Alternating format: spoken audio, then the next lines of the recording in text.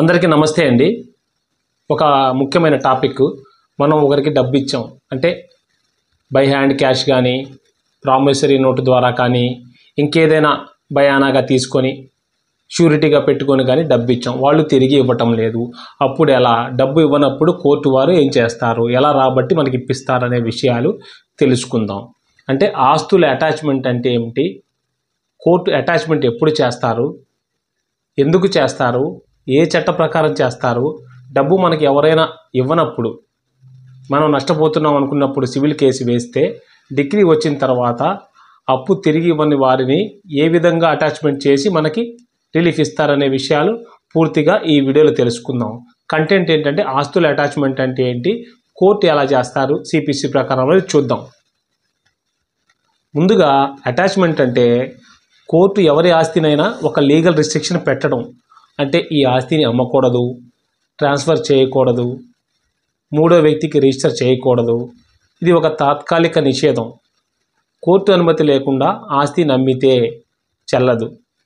అంటే civil procedure code CPC order 21 execution proceedings rule 54 attachment of immovable property. అంటే ఇక్కడ ఆస్తులు రెండు రకాలు ఉంటాయి, స్థిరాస్తులు, చరాస్తులు. స్థిరాస్తులు అంటే ఇల్లు, పొలము, స్థలము. చరాస్తులు అంటే బైకు, కారు, క్యాష్, గోల్డ్. ఏ పరిస్థితులలో ఆస్తులను అటాచ్మెంట్ చేస్తారో తెలుసుకుందాం. అప్పులు తిరిగి ఇవ్వకపోతే, డబ్బు తీసుకొని ఇవ్వకపోతే, మీరు డబ్బు ఇచ్చారు, రుణదారుడు తిరిగి ఇవ్వలేదు, కోర్టులో కేసు వేసి డిగ్రీ పొందారు, డిగ్రీ ఇచ్చినా కూడా డబ్బు చెల్లించకపోతే ఆ సమయంలో ఆస్తులు అటాచ్ చేసి క్యాలిక్యులేట్ చేసి మీకు ఇప్పించే ప్రయత్నం చేస్తారు. మెయింటెనెన్స్ కేసులో కూడా, అంటే భరణం కేసు, భర్త భరణం ఇవ్వకపోతే కోర్టు అతని జీతాన్ని, ఆస్తులను అటాచ్ చేయగలదు. మరలా చెక్ బౌన్స్ కేసు అంటే 138 కేసు, కోర్టు కాంపెన్సేషన్ అమౌంట్ చెల్లించకపోతే ఆస్తుల అటాచ్మెంట్ జరుగుతుందన్నమాట. అంతేకాకుండా ఏదైనా ఫ్రాడ్ కానీ, ప్రాపర్టీ కానీ ట్రాన్స్ఫర్ చేస్తే డబ్బు తీసుకున్న వ్యక్తి తన ఆస్తి అమ్మేస్తూ ఉంటే నిజమైనటువంటి రుణం ఇచ్చిన వారు కోర్టు దగ్గర ప్రీ అటాచ్మెంట్ పిటిషన్ వేయవచ్చు. Pre degree attachment order 38 rule 5 CPC ప్రకారం కేసు నడుస్తున్నప్పుడు ఒక వ్యక్తి ఆస్తిని అమ్మేస్తున్నాడు, బయటకు పారిపోతున్నాడు, డబ్బులు ఎగ్గొట్టాలని చెప్పేసి అనేక రకాల ప్లాన్లు చేస్తున్నాడు అనుకుందాం, ఆస్తిని దాచేస్తున్నాడు. అటువంటి సందర్భాలలో అటువంటి సందేహం కానీ, డౌట్ కానీ ఉంటే కోర్టు ముందుగానే అటాచ్ చేస్తుంది. దాన్ని ప్రీ డిగ్రీ అటాచ్మెంట్ అంటారు. ఒకవేళ పోస్ట్ డిగ్రీ అటాచ్మెంట్, మనం డబ్బులు ఇచ్చాము, మనకు సరిగా రావట్లేదు, అప్పుడు మనం సివిల్ కేసు వేసిన తర్వాత డిగ్రీ వస్తుంది. డిగ్రీ వచ్చాక డబ్బు చెల్లించడానికి నిరాకరించటం, డబ్బు చెల్లించకపోవటం, డిగ్రీని ఇగ్నోర్ చేస్తే ఆస్తిపై కోర్టు వారు అటాచ్మెంట్ వేస్తారు. ఇక మూవబుల్ వర్సెస్ ఇమూవబుల్ అటాచ్మెంట్స్ అని రెండు రకాలుగా ఉంటాయి. మూవబుల్ ప్రాపర్టీ అంటే bank balance, gold, bike, car, salary, అంటే గవర్నమెంట్ ఎంప్లాయీస్కి అయితే శాలరీ ఉంటుంది.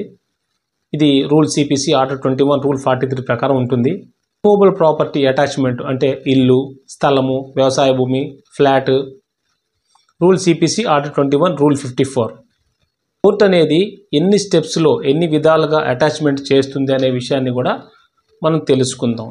డిగ్రీ హోల్డర్ అంటే మీరు ఎవరైతే డబ్బు ఇచ్చారో డబ్బు ఇచ్చిన వ్యక్తి executive petition plus attachment petition వేస్తారు. అప్పుడు కోర్టు నోటీస్ ద్వారా జడ్జిమెంట్ డెటార్ అంటే డబ్బు తీసుకున్న వ్యక్తికి నోటీస్ ఇస్తారు, ఎందుకు అటాచ్ చేయకూడదు అని ఛాన్స్ ఇస్తారు. వారు కారణం చెప్పకపోతే కోర్టు అటాచ్మెంట్ ఆర్డర్ ఇస్తుందన్నమాట. లేదు ఒకవేళ కారణం చెప్పినట్లయితే అది ఒక విషయం, వాళ్ళు డబ్బులు తిరిగిస్తారు, ఓకే. ఇవ్వని పక్షంలో అటాచ్మెంట్ సిచ్యువేషన్కి వెళ్తుందన్నమాట. దాని తర్వాత ఇంకో స్టెప్లో ప్రాపర్టీ రికార్డ్ ఎంట్రీ అంటే సబ్ రిజిస్ట్రార్ ఆఫీస్లో, రెవెన్యూ ఆఫీసులో కానీ, మున్సిపాలిటీలో కానీ అటాచ్మెంట్ ఎంట్రీ వేయిస్తారు. అంటే ఆస్తిని అమ్మినా కొనేవారికి చెల్లని విధంగా ఏర్పాటు చేయబడుతుంది.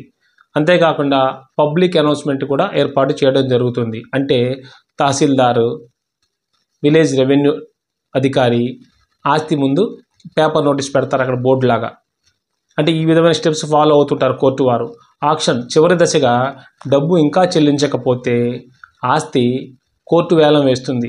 నువ్వు అతనికి డబ్బులు ఇవ్వట్లేదు, డబ్బులు తీసుకున్నావు, ఎన్నిసార్లు అడిగినా ఇవ్వలేదు, ఇప్పుడు ఏంటంటే ఆ విషయం కోర్టుకు వచ్చింది కాబట్టి నీ ఆస్తులు అటాచ్ చేసి అంత షేర్ చూసి ఎంత ఇవ్వాలో అతనికి అటాచ్ చేసి అంతవరకు ఇవ్వండి అనే విధంగా ఆప్షన్ చేస్తుందన్నమాట. అటాచ్మెంట్ ఎన్ని రోజులు వ్యాలిడిటీ ఉంటుందనే విషయాన్ని కూడా మనం తెలుసుకోవాలి. అటాచ్మెంట్ ఆర్డర్ వచ్చిన తర్వాత కోర్టు రద్దు చేయకపోతే, డబ్బు చెల్లించకపోతే, స్టే ఆర్డర్ రాకపోతే వచ్చే వరకు కొనసాగుతుంది.